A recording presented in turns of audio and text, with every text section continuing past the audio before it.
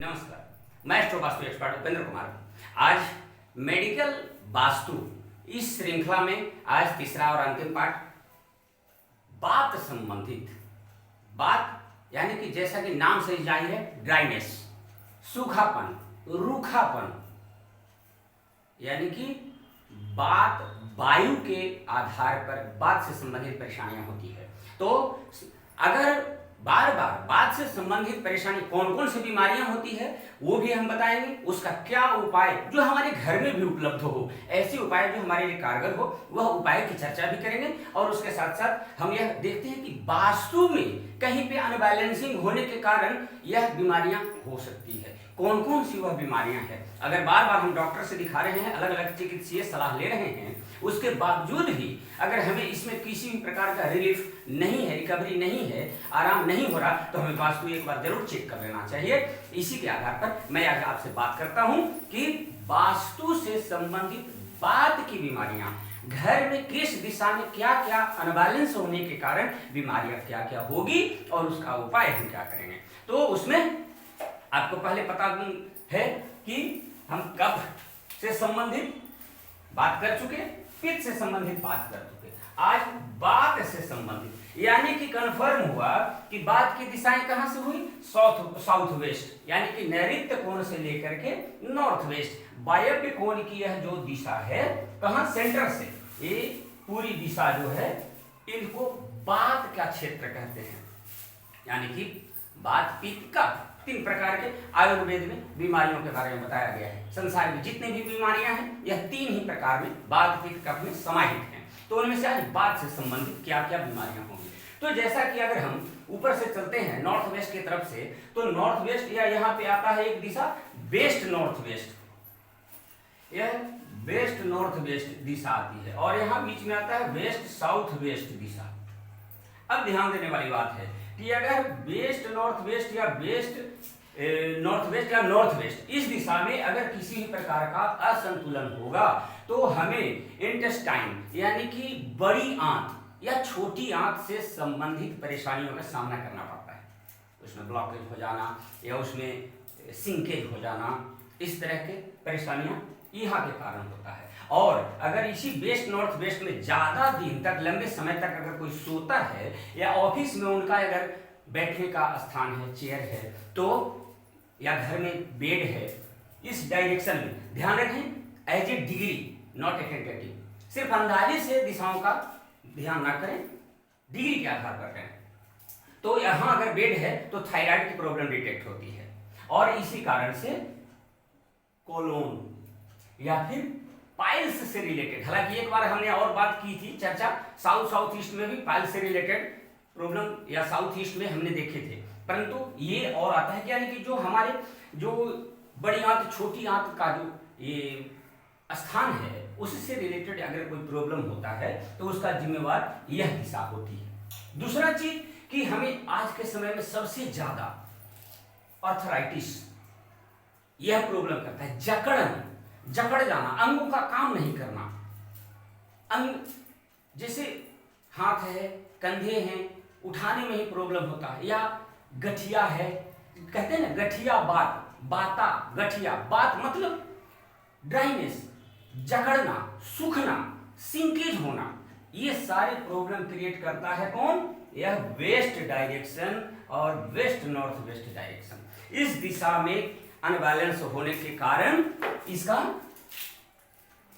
यह बात से संबंधित प्रॉब्लम क्रिएट करता है। उसके बाद में यह वेस्ट और वेस्ट साउथ वेस्ट, ये जो नैऋत्य कोण और पश्चिम के बीच में दिशा आती है, इन दोनों दिशाओं में प्रॉब्लम होने के कारण हमारे फेफड़े से संबंधित, लंग्स से संबंधित प्रॉब्लम क्रिएट होता है। क्या क्या हो सकता है, जैसे इसमें खांसी सबसे मुख्य है, उसमें सूखी खांसी भी हो सकती है, कफ वाली खांसी भी हो सकती है, फेफड़े में पानी जमा हो जाना, ये प्रॉब्लम जो क्लियर होता है, दम्मा या अस्थमा की प्रॉब्लम जो होती है, वो इस दिशा के अनबैलेंस होने के कारण होता है। अगर वास्तु के कारण हो रहा है तो इस चीज का ध्यान रखिएगा।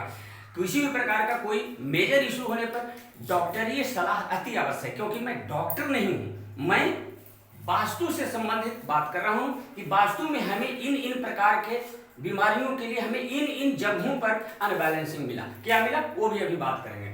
तो अस्थमा या खांसी या लंग्स से रिलेटेड किसी भी प्रकार की प्रॉब्लम क्रिएट होता है तो उसका जिम्मेवार होता है west and west south west direction, यह ध्यान रखिएगा। और तीसरा लास्ट सबसे आता है south west. South west majorly आपको यह समझना चाहिए कि नॉर्थ ईस्ट ईशान कोण जो है उसको वास्तु पुरुष मंडल में सिर को रिप्रेजेंट करता है, और ये जो साउथ वेस्ट है वो धरातल है, मूलाधार है, बेस है, पूरे भवन का हृदय कहा जाता है, दिल कहा जाता है।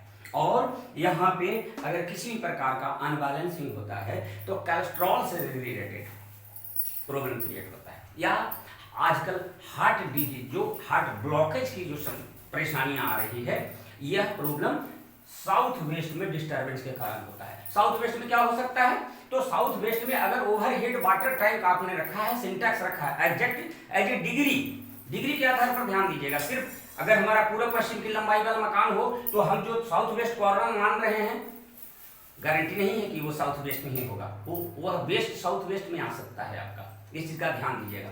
तो साउथ वेस्ट डायरेक्शन में अगर ओवरहेड वाटर टैंक है तो अक्सर हार्ट से रिलेटेड प्रॉब्लम क्रिएट होते देखा गया है। वहां पे अगर डाउन हो, अगर स्लोप साउथ वेस्ट की तरफ में हो, कोलेस्ट्रॉल से रिलेटेड प्रॉब्लम क्रिएट होता है। डक्ट अगर बना हुआ है या सेप्टिक टैंक नीचे बना हुआ है या कुआं गड्ढा वगैरह या पानी की व्यवस्था उधर कर ली है हमने, तो यह कोलेस्ट्रॉल से रिलेटेड या कोई लंबी समय तक के चलने वाली बीमारियों की संभावना बनाता है, क्योंकि यह मूलाधार है, मेन बेस है ये, इस चीज का ध्यान रखिएगा। दूसरा वेस्ट साउथ वेस्ट और वेस्ट डायरेक्शन में है, ये लंग्स से रिलेटेड प्रॉब्लम क्रिएट करता है विशेष करके। तो क्या यहाँ पे हो सकता है, तो इस दिशा में अगर कोई फायर एलिमेंट किसी प्रकार से आ गया, फॉर एग्जाम्पल किचन हमारे घर में फायर है, तो फायर क्या अग्नि आग, तो क्या होता है ये गले को रिप्रेजेंट करता है, फेफड़े को रिप्रेजेंट करता है। तो फेफड़ा में सूखापन, ड्राइनेस आ जाना, सुस्ती यहाँ गले में आती है और खांसी शुरू हो जाता है। जो दमा है या सूखी खांसी है या खांसी में ब्लड आना, ये साफ इंगित कर रहा है कि इस डायरेक्शन में फायर एलिमेंट है, चाहे वो कलर के फॉर्म में हो या किसी ऑब्जेक्ट के फॉर्म में हो। ऑब्जेक्ट के फॉर्म में क्या हो सकता है, जैसे किचन हमारा तो ऑलरेडी है ही, इन्वर्टर आपका हो सकता है, वहां पे आप कोई भी काट पीट करने वाला औजार वगैरह इकट्ठा कर सकते हैं, अगर वेस्ट में वो रखा हुआ है तो वो हो सकता है। रेड कलर, ऑरेंजिश कलर, ये विशेष कलर, ये जो है कलर डैमेज करते हैं विशेष रूप से। दूसरी चीज है ये आर्थराइटिस, विशेष करके वेस्ट डायरेक्शन। हाँ, एक चीज और, जैसे वेस्ट साउथ वेस्ट में एसी है, तो ये अगर जाम हो रहा है या फ्रिज आपने रखा है तो उसमें कुछ जमा हुआ सा काफी दिनों से या बंद खराब पड़ा हुआ रखा हुआ अगर है उधर, तो ये प्रॉब्लम क्रिएट करता है। और वेस्ट में वही आर्थराइटिस सेम क्या होता है, जकड़ जाता है, अकड़ जाता है, हड्डियां या मांसपेशियां सही तरीके से काम नहीं करता, फ्लो उसमें नहीं रह पाता सही तरीके से, रूखापन आ जाता है जिसमें कट कट की आवाजें करती है, और कहते हैं ना आम भाषा में कहते हैं ग्रीस खत्म हो गया। तो वो आर्थराइटिस या हम यूं कहें गठिया, बाता क्या कहते हैं, वही है कि ज्वाइंट्स पेन जो है या किसी प्रकार के अंगों का जकड़न हो जाना। तो ये कहां से आता है, वेस्ट साउथ वेस्ट और वेस्ट में। इस दिशाओं में अगर किसी भी प्रकार का अनबैलेंसिंग हो, अगर गटर यहाँ पे हो गया, किचन हो गया, मेजरली फायर एलिमेंट किचन। अब जैसे हालांकि वेस्ट डायरेक्शन में किचन हम रख सकते हैं, बट कैसे, बैलेंस मोड में। अगर किचन है तो उसके नीचे येलो कलर का मार्बल लगा दिया जाए, जैसे मेरी येलो स्टोन उसके नीचे यूज कर लिया जाए, वो बैलेंस हो जाता है। तो इस दिशा में अगर इन्वर्टर है, रेड कलर है, तो ये सब प्रॉब्लम क्रिएट करता है। विशेष करके इस चीजों को ध्यान दीजिएगा।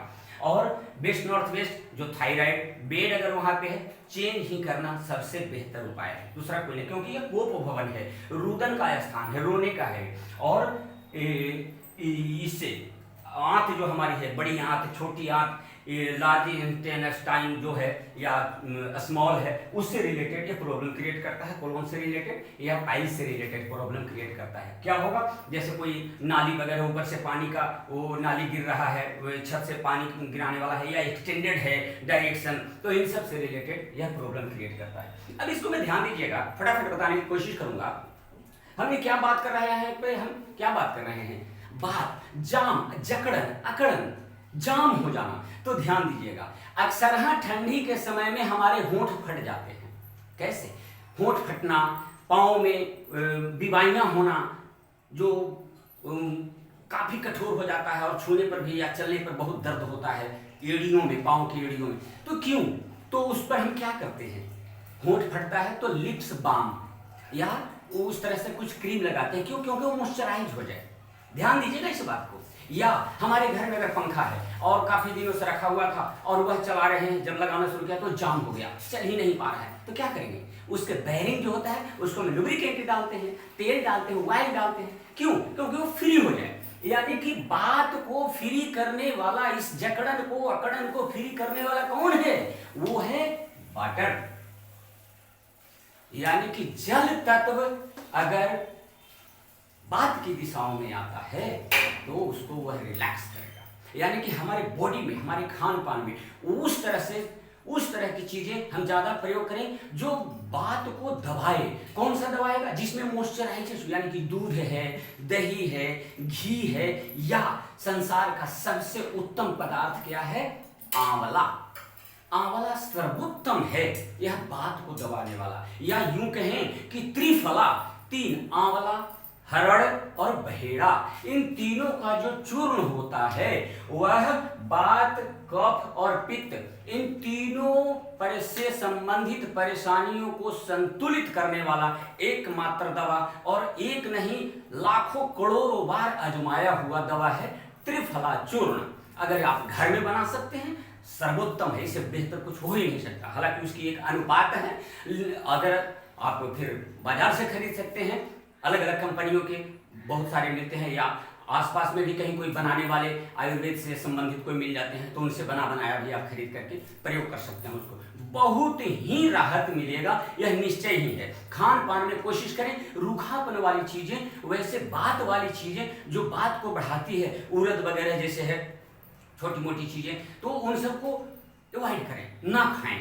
और खाने में दूध, दही, मट्ठा जिसको छाछ बोलते हैं, घी है, इन सब चीजों को विशेष करके ठंडी के मौसम में इन सब चीजों को यूज कीजिए। निश्चित तौर पर आपको वह हेल्प करेगा। ध्यान रहे, कभी भी बात को दबाने वाला कफ है, या पित्त को दबाने वाला भी कफ है। पित्त यानी कि अग्नि अगर यहाँ आएगा तो इसे बढ़ाएगा, इस चीज को ध्यान रखना है। यानी कि मॉइस्चराइज करना है, बात से संबंधित परेशानियां दूर हो जाएगी। क्योंकि उपेंद्र वास्तु रिजॉल्व सदैव इसी प्रयास में है कि आपके जीवन से बड़ी बड़ी परेशानियों को भी छोटे छोटे उपाय करके कैसे दूर किया जाए। अगर आपको वीडियो अच्छा लगा लाइक कीजिए, शेयर कीजिए, सब्सक्राइब कीजिए। अगर इससे रिलेटेड और कोई क्वेरी है कमेंट बॉक्स में लिखिए, मैं उसका आंसर दूंगा। वीडियो देखने के लिए आपका बहुत बहुत धन्यवाद। नमस्कार।